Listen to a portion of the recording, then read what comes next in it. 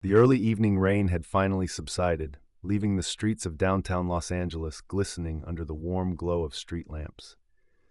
Rivulets of water still streamed down the large windows of Lumiere, one of the city's most talked-about new restaurants, casting dancing patterns of light across its sleek interior.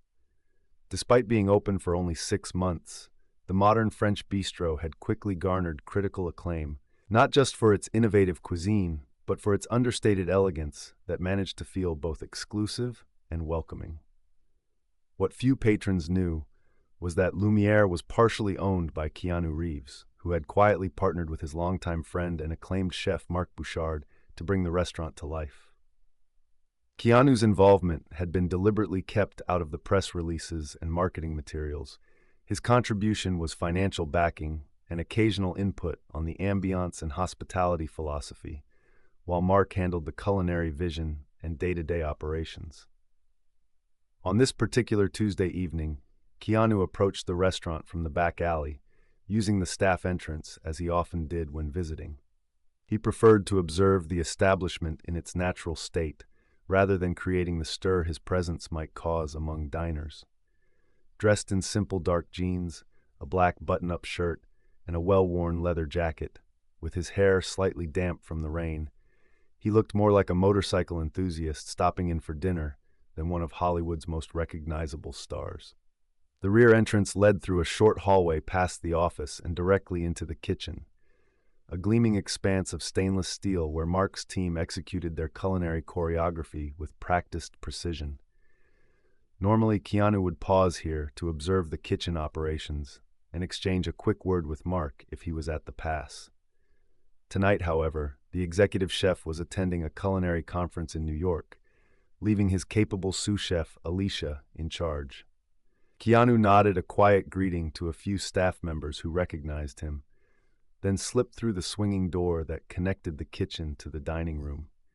He planned to sit at the small bar that overlooked the open kitchen, a spot that allowed him to observe both the culinary team and the front-of-house operations without drawing attention. But as he emerged into the narrow service corridor between the kitchen and dining room, he froze. From around the corner, just out of sight, came the unmistakable sound of someone crying, muffled sobs punctuated by shaky breaths that suggested whoever was crying was trying desperately not to be heard. Keanu hesitated, uncomfortable at having stumbled upon such a private moment. He was about to retreat back to the kitchen when he heard another voice, low, aggressive, and immediately concerning. "You need to pull yourself together right now," a man was saying, his tone cold and dismissive. "This is a professional establishment, not your personal therapy session. If you can't handle the pace, perhaps you should find employment more suited to your fragile temperament." "I'm sorry, Mr. Hargrove," came a female voice, thick with tears but clearly making an effort to regain composure. "It won't happen again. Today has been." "I don't care what today has been," the man, evidently Mr. Hargrove, cut her off. "Leave your personal problems at the door. That's what professionals do. One more incident like this, and I'll have to reconsider your position here." Something in the exchange stirred a protective instinct in Keanu. While he wasn't involved in hiring staff or managing personnel, those responsibilities fell to Mark and the restaurant manager, Daniel Hargrove. He had been explicit about creating a workplace culture of respect and dignity when he and Mark had developed the concept for Lumiere. Before he could decide whether to intervene, he heard footsteps approaching, and Daniel Hargrove rounded the corner. The restaurant manager, impeccably dressed in a tailored suit with a Lumiere pin on his lapel, stopped short at the sight of Keanu. "Mr. Reeves," he said, quickly composing his surprise into a professional smile. "We weren't expecting you this evening. Mark mentioned you might stop by later this week." "I was in the neighborhood," Keanu replied simply, studying Hargrove's face. The manager was relatively new, having joined the team about 2 months ago when the previous manager relocated to Chicago. Mark had spoken highly of his experience and efficiency, though Keanu had only met him briefly during the hiring process. "Of course. Would you like your usual table? I can have it prepared immediately," Hargrove offered, his demeanor shifting seamlessly into polished hospitality mode. "Actually," Keanu said, his voice quiet but direct. "I'm more interested in making sure your staff is all right." I couldn't help overhearing. Hargrove's expression tightened, almost imperceptibly, before he offered a dismissive wave. "Just a minor personnel issue. One of our newer servers is having trouble maintaining professional boundaries. Nothing for you to concern yourself with." Before Keanu could respond, a young woman emerged from the same corner Hargrove had come from. Her server's uniform was immaculate, a crisp white shirt under a black waistcoat with the Lumiere logo subtly embroidered on the breast pocket, but her eyes were red-rimmed, and a flush of embarrassment colored her cheeks when she saw Keanu standing there. "I'm sorry," she said automatically, not quite meeting either man's eyes. "I'll get back to my section immediately, Mr. Hargrove." "Olivia," Hargrove said, his tone carrying a warning, "Mr. Reeves is here. Please ensure Table 7 receives exceptional attention tonight." "Yes, sir," she nodded, finally glancing briefly at Keanu before hurrying past both men toward the dining room. There was something in that fleeting look, a mixture of embarrassment, resignation, and what Keanu could only describe as wounded dignity, that resonated deeply with him.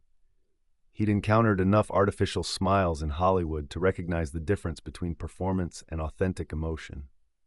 "I think I'll sit at the bar tonight," Keanu told Hargrove, his tone making it clear the conversation about the server wasn't finished. "And I'd appreciate it if you could join me after the dinner service slows down. There are some aspects of Lumiere's operation I'd like to discuss."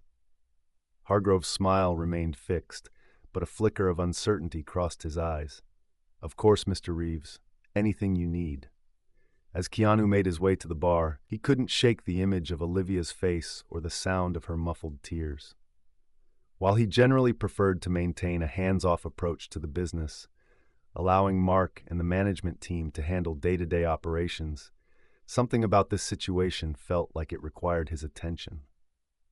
He settled onto a bar stool, ordered a sparkling water from the bartender, and began to observe the restaurant's rhythm with new awareness, particularly focusing on the interactions between staff and management. From his vantage point at the bar, Keanu had a clear view of both the dining room and the service stations where servers prepared drinks and garnishes.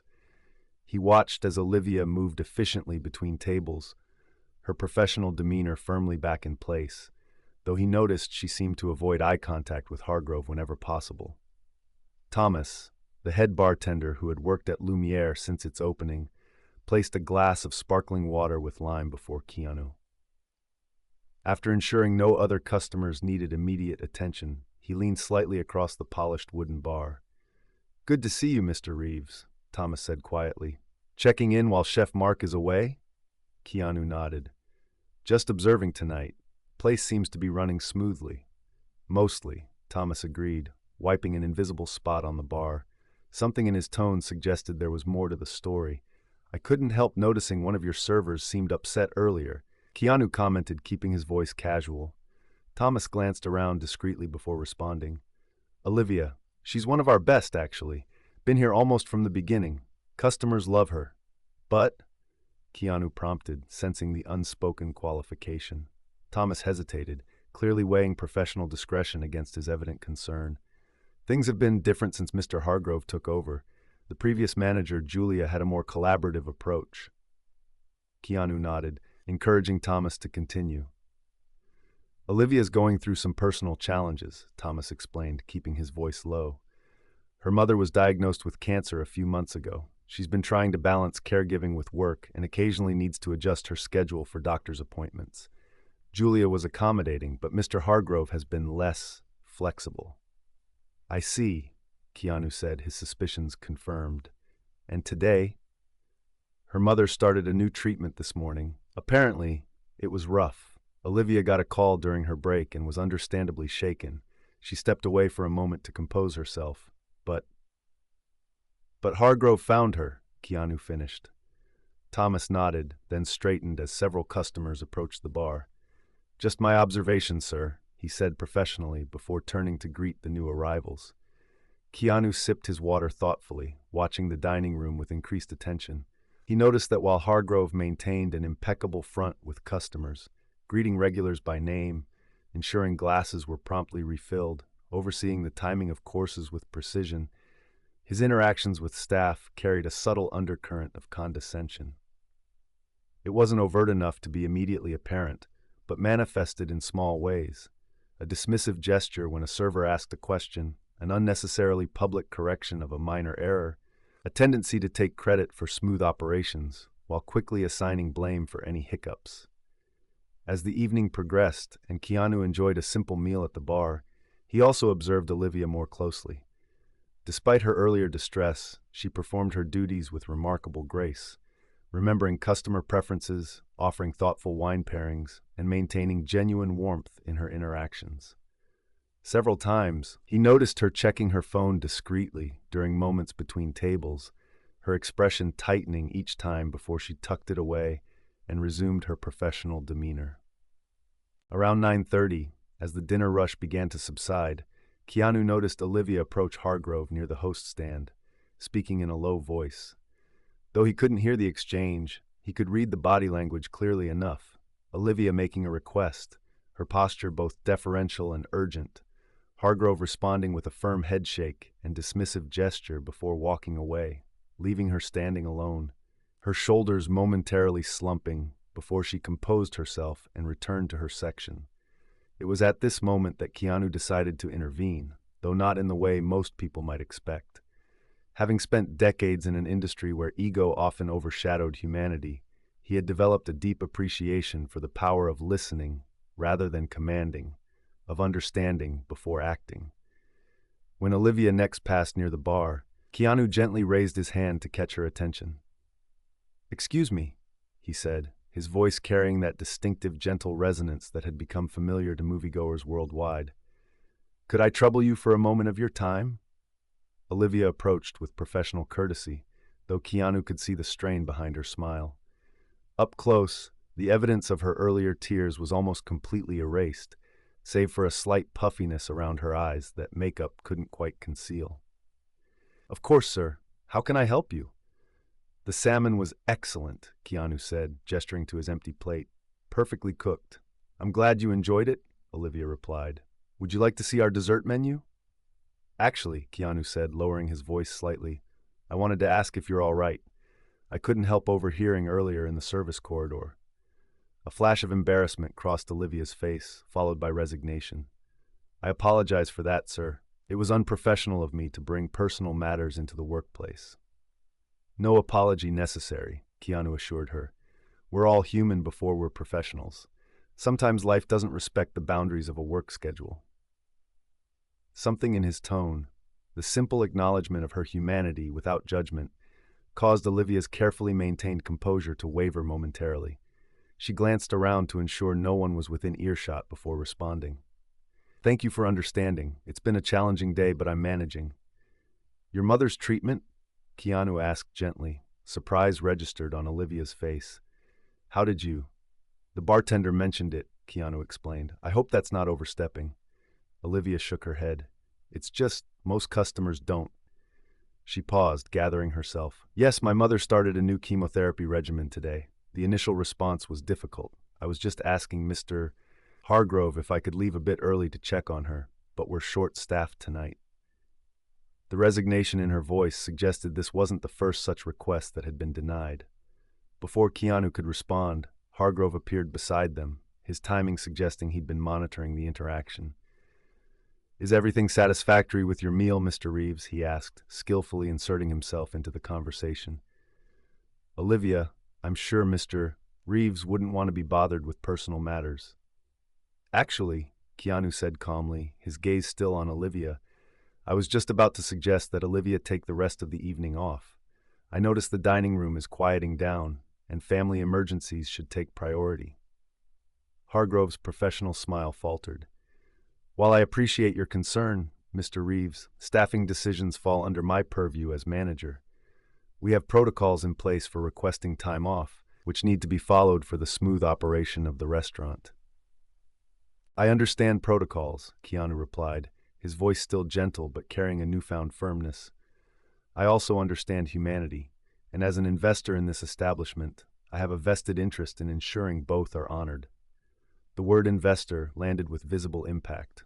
Olivia's eyes widened in surprise, while Hargrove's expression shifted rapidly from confusion to realization.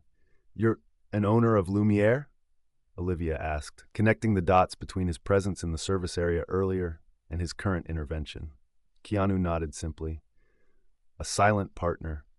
Marc Bouchard and I established Lumiere together, though he's the culinary genius behind it all." Hargrove immediately shifted into damage control mode. "Mr. Reeves, had I known you had a particular interest in this staff member, I would certainly have—" "I don't have a particular interest in this staff member," Keanu interrupted, his tone calm but firm. "I have a particular interest in how all staff members are treated. When Mark and I created the concept for Lumiere, we agreed that respect for the dignity of every employee would be a foundational principle." He turned back to Olivia. "Please, go check on your mother. Family comes first." "Thank you," she said, her voice barely above a whisper, genuine gratitude replacing the professional veneer she had maintained throughout the evening.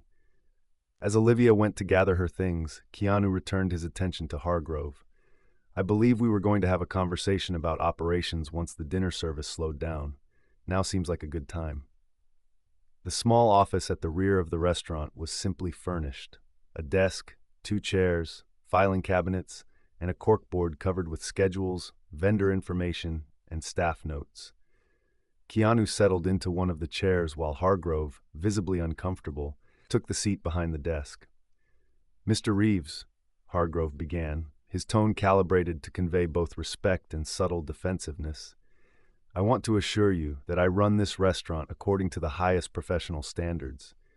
What you witnessed was an isolated incident involving a staff member who has been struggling to maintain appropriate boundaries between her personal and professional life." Keanu listened without interrupting, his expression thoughtful rather than confrontational. When Hargrove finished, he remained silent for a moment before responding. "Tell me something, Mr. Hargrove. What do you believe makes a restaurant successful?" The question seemed to catch Hargrove off guard. "Efficiency, consistency, attention to detail," he replied without hesitation. "Maintaining high standards and ensuring every customer receives an exceptional experience." Keanu nodded. "Those are all important elements, but they're mechanistic. They describe what a restaurant does, not what it is." "I'm not sure I follow," Hargrove said, a hint of impatience creeping into his voice. "When Mark and I envisioned Lumiere," Keanu explained, "we weren't just thinking about serving good food in an elegant setting. We wanted to create a place where genuine connection happens, between the food and the diner, between the staff and the customers, among the team itself. Those connections can't be manufactured through protocols or enforced through fear." He leaned forward slightly. "I observed the dining room for several hours tonight. Olivia, despite whatever personal struggle she's experiencing, created authentic moments of connection with every table she served. Customers responded to her genuine care. That's not something you can train or demand. It comes from people feeling valued themselves." Hargrove's expression remained skeptical. "With all due respect, Mr. Reeves, maintaining professionalism requires clear boundaries. If we make exceptions for personal circumstances, where do we draw the line?" "That's a fair question," Keanu acknowledged. "But I'd suggest that treating each situation with humanity isn't making an exception. It's establishing a deeper kind of professionalism, one that recognizes we're dealing with human beings, not interchangeable parts in a machine." He paused, considering his next words carefully. "I've worked in an industry where people are often reduced to their utility, what they can produce, how they appear, what they can deliver. I've seen firsthand how that approach ultimately depletes the very creativity and spirit that makes the work meaningful." Hargrove shifted uncomfortably in his chair. "So you're suggesting we should simply allow staff to come and go as their personal lives dictate? That's not sustainable in a business setting." "I'm suggesting," Keanu replied, "that there's a balance to be found, one that honors both the needs of the business and the humanity of the people who make that business possible. From what I observed tonight and from what I've heard from other staff members, that balance has been tilted too far toward rigid expectations at the expense of compassion." He could see Hargrove processing this critique, defenses still high but perhaps beginning to consider another perspective. Mark selected you for this position because of your experience and attention to detail, Keanu continued.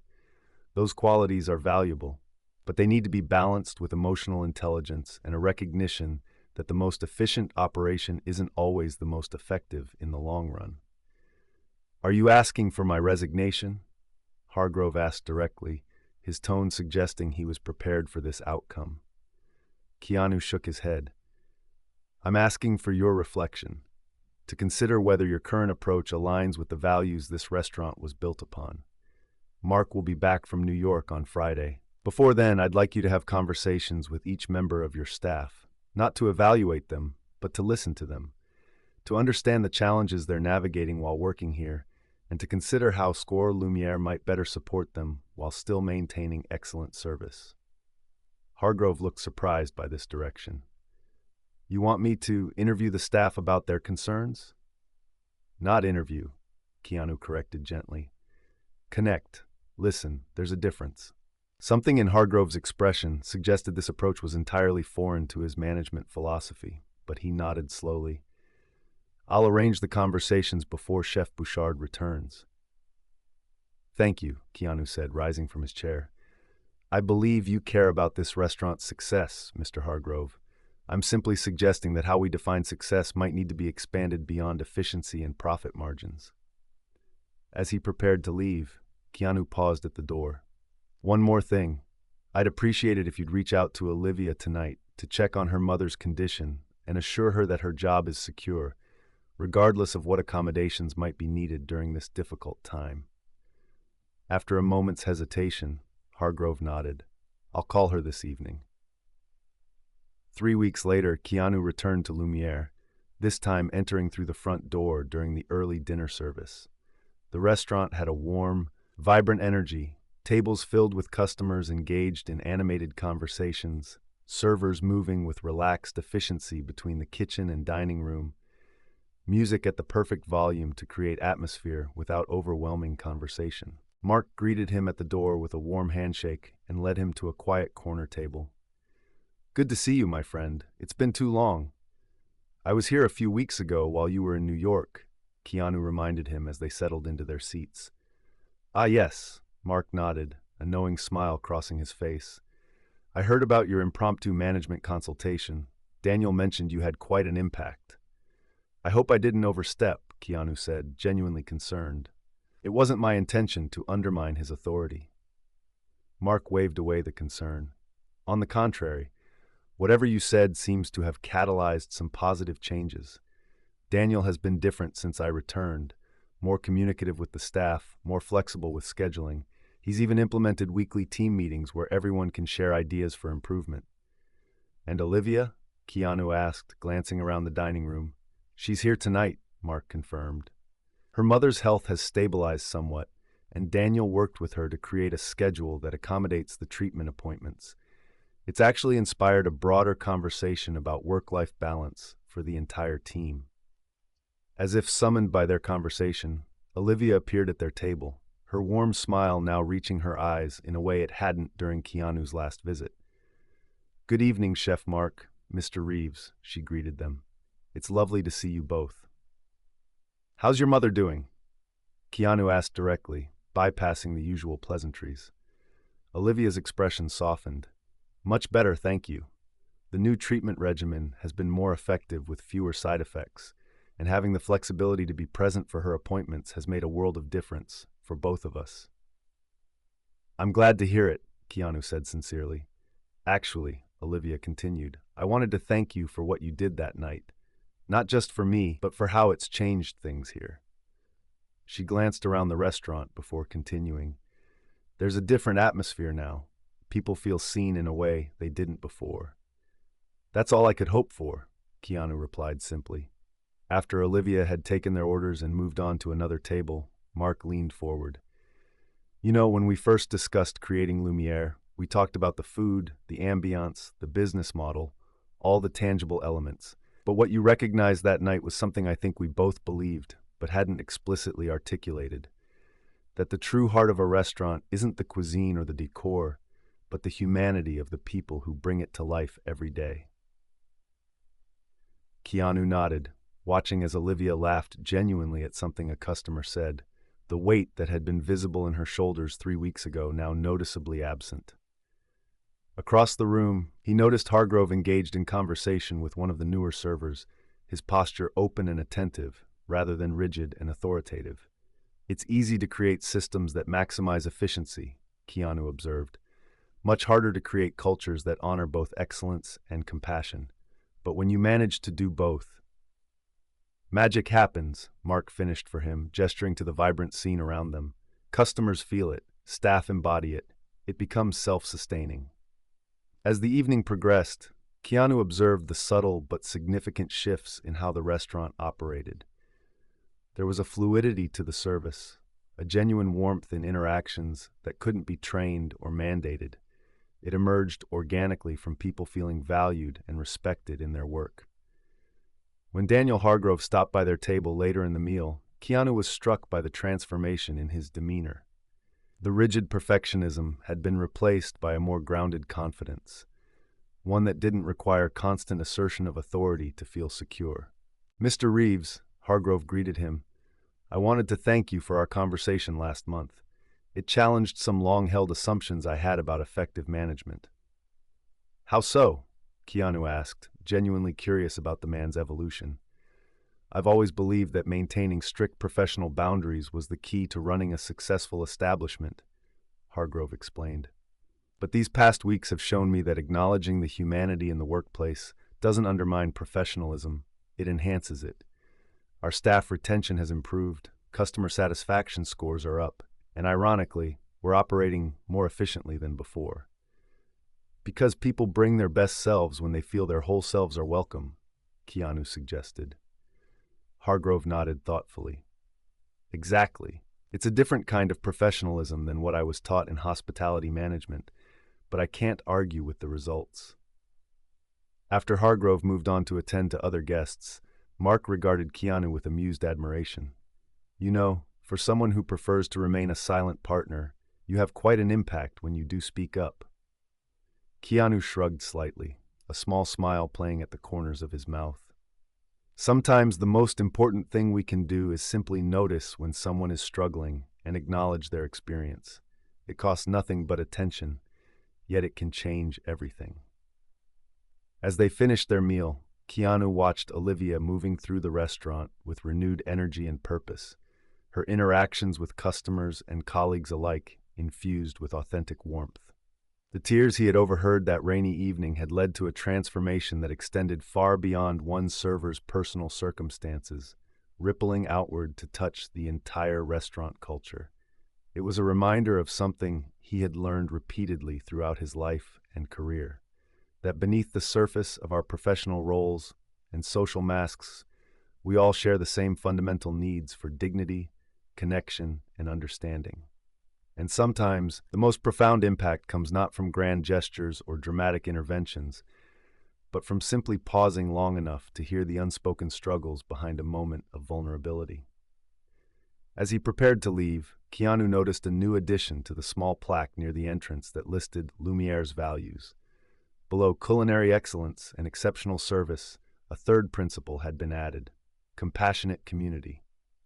It was, perhaps, the most fitting testament to what had unfolded from that moment when he had frozen in the corridor, hearing a server's muffled tears and choosing not to walk away.